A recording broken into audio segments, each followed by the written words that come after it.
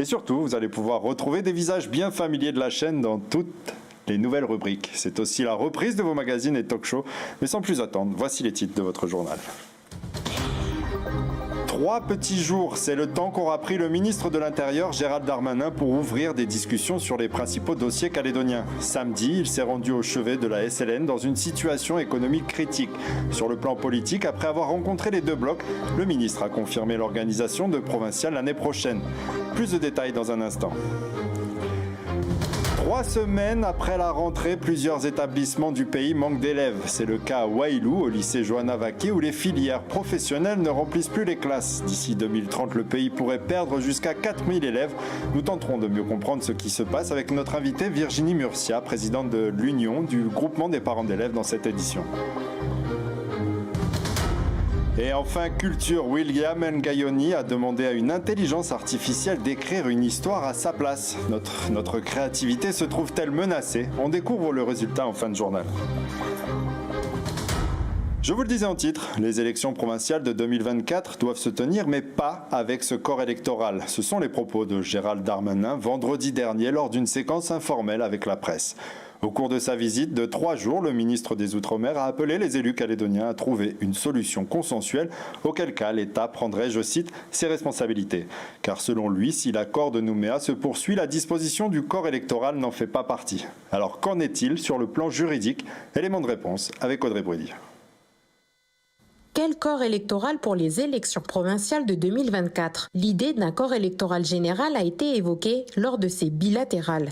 Car actuellement, seuls les natifs et les électeurs pouvant prouver 10 ans de résidence à la date de 1998 ont le droit de voter au provincial. Les loyalistes comme Gérald Darmanin estiment que les prochaines élections ne peuvent se tenir avec ce corps électoral restreint. Ils défendent l'idée d'un retour à un corps électoral glissant, une ouverture à laquelle les indépendantistes sont farouchement opposés. Alors si les élus calédoniens ne parviennent pas à un accord, l'État peut-il modifier cette disposition ? Pour y parvenir, il faudrait modifier la Constitution, une procédure qui s'annonce compliquée, car le corps électoral provincial a été mis en place par l'accord de Nouméa. Ce dernier a été intégré dans la Constitution lors d'un congrès à Versailles où sénateurs et députés ont largement voté en sa faveur en 1998. Pour le modifier, il faudrait de nouveau réunir un congrès à Versailles pour qu'au moins 3/5 des élus votent la modification. Or, le gouvernement national actuel ne dispose pas d'une majorité absolue, ce qui rend la démarche incertaine. Mais avant de modifier la Constitution, l'article 5 de l'accord de Nouméa est clair.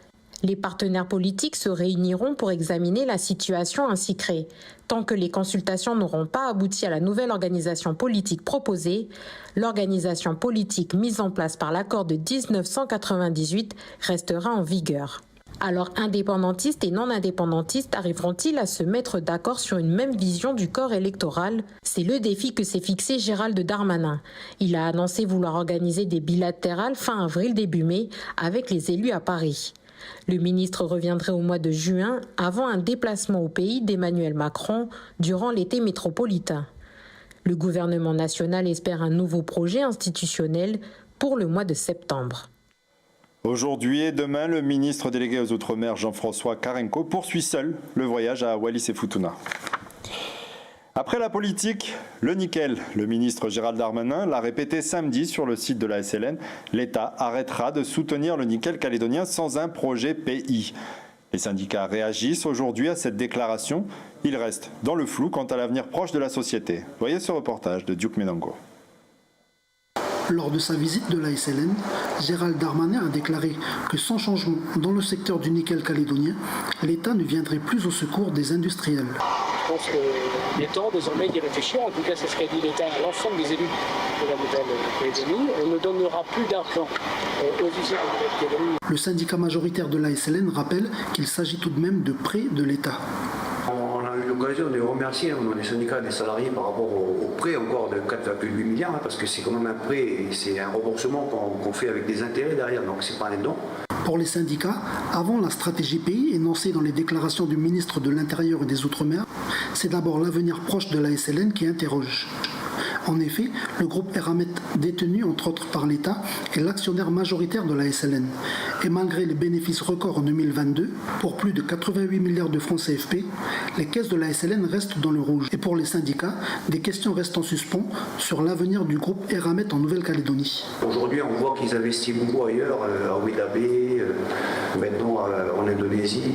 Ailleurs, ils sont en déplacement en Afrique. Enfin, ils sont pas mal sur ce fameux New Deal et le futur des matières premières. Sauf qu'aujourd'hui, nous, on a des interrogations sur le moyen et le long terme de l'avenir de la SLN avec notre actionnaire principal. Donc, on aimerait bien avoir un peu plus d'explications aussi au niveau de l'État et du groupe Eramet sur ce devenir. Donc après, sur la stratégie pays, je pense que c'est plutôt politique de répondre. Et nous, on verra ce qui va nous être proposé dans les groupes de travail. On essaiera d'apporter notre soutien technique. Dès demain, direction et syndicats rencontrent une mission d'experts mandatée par l'État pour discuter sur l'avenir du nickel en Nouvelle-Calédonie. En bref, à Yingen, le bac de la YM sera en maintenance cette semaine. La province sud annonce des fermetures dès demain, mardi 7 mars au jeudi 9 mars, de 8h à 10h, de 11h à 13h et de 14h à 16h. Enseignement à présent, le lycée professionnel Johanna Vaki à Wailou fait face à une baisse de fréquentation. En 5 ans, l'établissement subit une baisse de 39% de ses effectifs, toutes filières confondues. Plusieurs causes expliquent cette réalité qui touche l'ensemble des établissements scolaires du pays. Voyez ce reportage de Aurélie Chiron. Bon, alors aujourd'hui, la situation, c'est Madame R, qui est âgée de 83 ans, qui a beaucoup de maladies. Donc, vous êtes dans une situation, elle est à l'hôpital. Donc, c'est à vous d'effectuer des soins en adaptant justement en fonction des maladies. Dans ce cours spécialisé, les élèves sont formés pour travailler auprès de familles, d'enfants, de personnes âgées ou de personnes en situation de handicap. Un secteur demandeur, pourtant dans ce lycée professionnel, les candidats ne se bousculent pas. C'est plus le contexte dans lequel on se situe qui freine un peu l'effectif, quoi. Enfin, les élèves à intégrer le lycée. Sinon, oui. Non, par contre, nous, on est équipés, on arrive à fonctionner avec les moyens du bord. Malgré les moyens déployés pour attirer plus d'élèves, l'établissement peine à remplir ses filières de formation.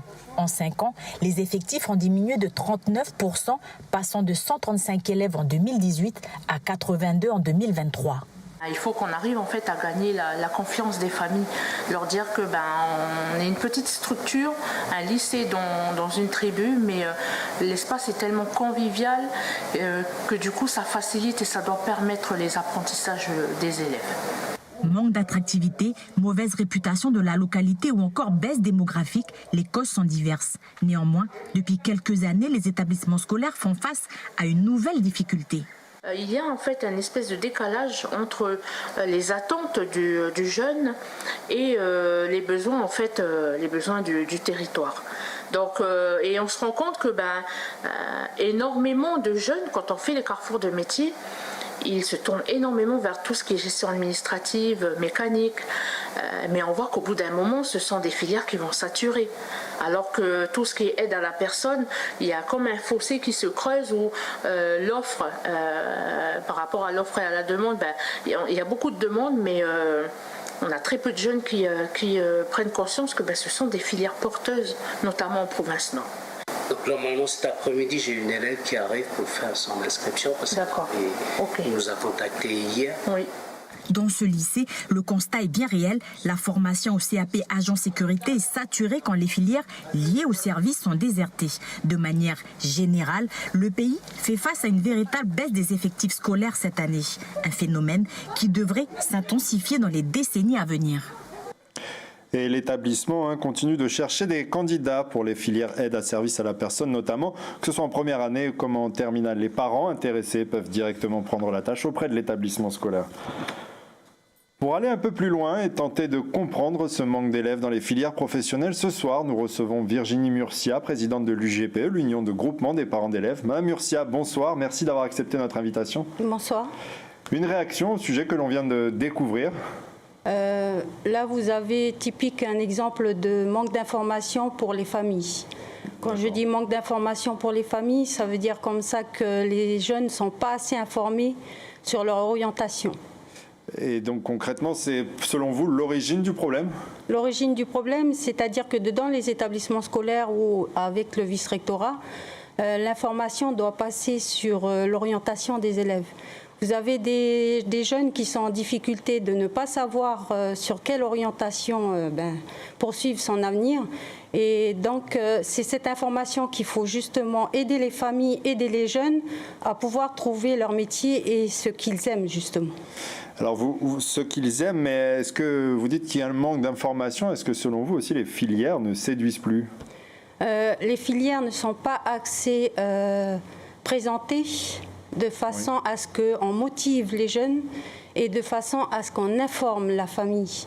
Je parle de la famille, je parle des parents. Parce qu'il y a une difficulté d'information sur ça, c'est que quand vous avez des jeunes qui sont en classe avec leur professeur principal, et là je vais parler du pro, parce qu'ils ont 2 professeurs dans leur filière, il faudrait justement informer et motiver les jeunes pour une orientation autre que... leur orientation, c'est suivant la volonté et les informations qu'ils ont.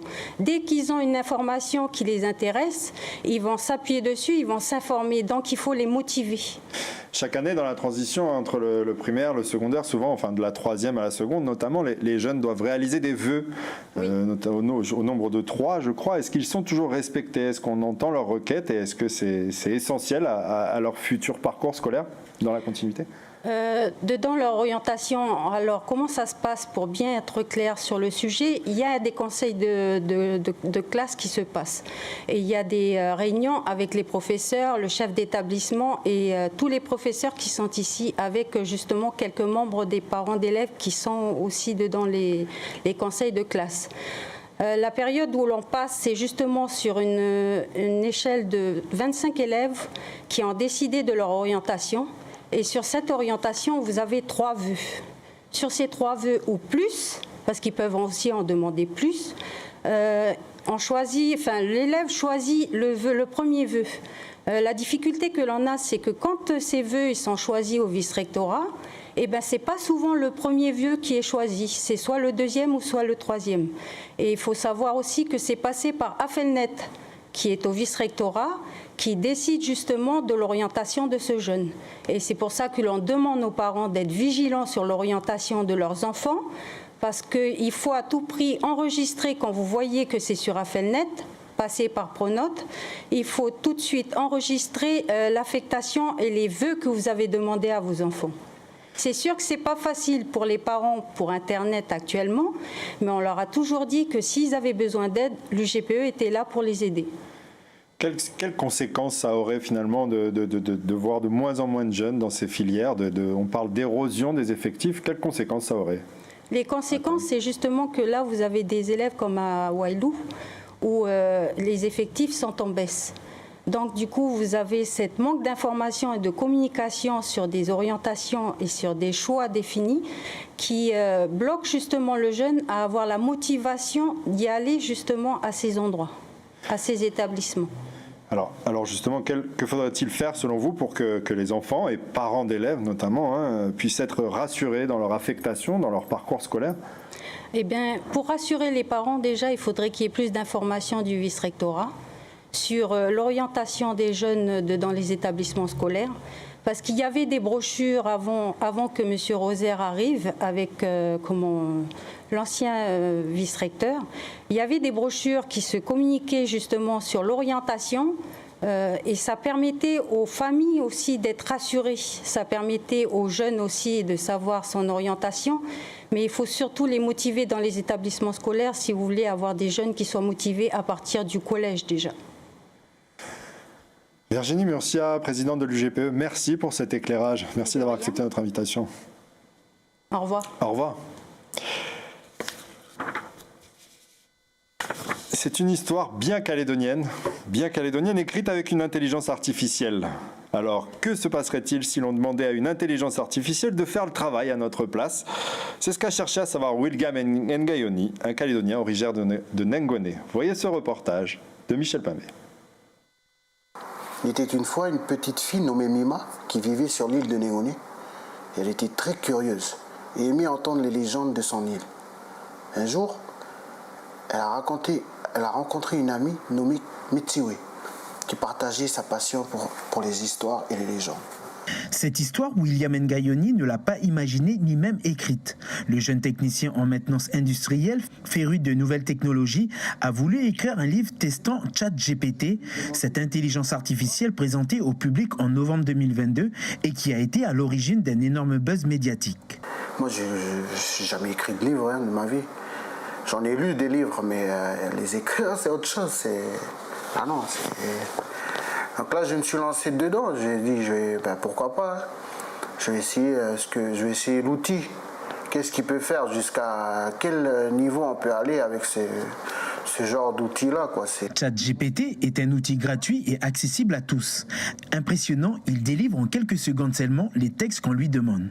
Alors, je lui ai demandé de trésor caché. Fais entrer et là, il va te générer une histoire par rapport à ma recommandation. Pas là pour casser un peu les habitudes des gens et tout par rapport à tout ce qui est littéraire. Je ne vaux pas un écrivain, c'est ça, tu vois, c'est ce qu'il faut comprendre. Pour illustrer son histoire, William a eu recours à Midjourney, une autre intelligence artificielle qui crée quant à elle des images à partir de descriptions. Généralement, on a déjà une image toute faite et on la décrit après ce qu'on voit. Et là, par contre, il faut décrire ce que tu imagines. Tu vois, c'est l'inverse de ce qu'on a habituellement. Ça veut dire que chaque chose que tu crées est propre à ta création, à ce que tu vas lui demander en fait. Si l'intelligence artificielle ouvre de nouvelles perspectives dans le processus de création, elle suscite des inquiétudes sur les dérives potentielles autour de cette révolution technologique déjà en marche. La rentrée sur Calédonia, ce sont de nouvelles émissions et aussi celles déjà bien inscrites dans l'ADN de notre chaîne, comme Lundi Sport, qui reprend dès ce soir en direct et toujours préparé et présenté par Adrien Espinoza. Adrien, bonsoir, nous sommes en direct sur ton nouveau plateau, nouveau décor. Tu seras en direct juste après notre journal pour présenter notre émission sport, Lundi Sport. Sportivement, tu es dans les starting blocks pour cette 5e saison ? Oui Antoine, on est à fond. Merci beaucoup de m'accueillir dans ton JT et merci à vous de m'accueillir chez vous. On est prêt à vous informer tout en vous divertissant. 5e saison d'émission sport pour moi, tu l'as dit, on va vous apporter quelques nouveautés tout au long de l'année. Alors, Lundi Sport, c'est aussi de grands rendez-vous sportifs à l'international et à chaque fois faire le lien avec nos sportifs calédoniens. Je pense à Kagou d'ailleurs, c'est toujours au programme ? Oui, bien sûr, Kagou d'ailleurs, c'est un petit peu l'ADN de Lundi Sport. Donner la parole aux Kagou expatriés dans la rubrique Kagou d'ailleurs, comme tu l'as dit, ou alors tout au long de l'émission. Et comme tu l'as dit également, de nombreux événements sportifs cette année 2023.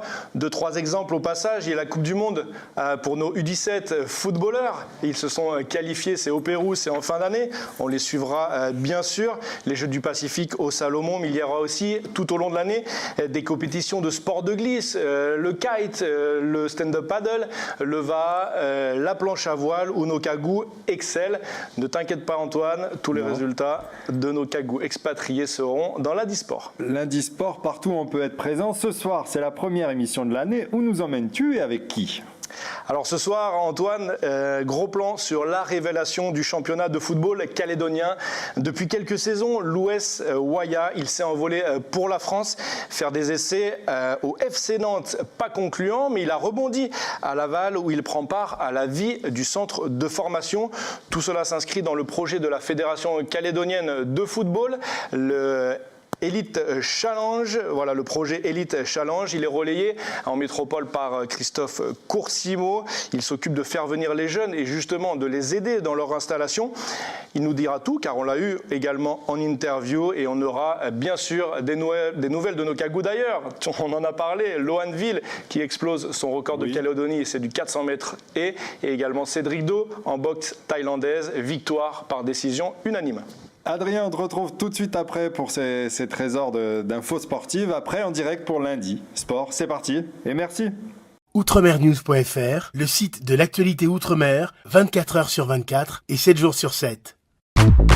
Retrouvez la chaîne Outremer News sur YouTube.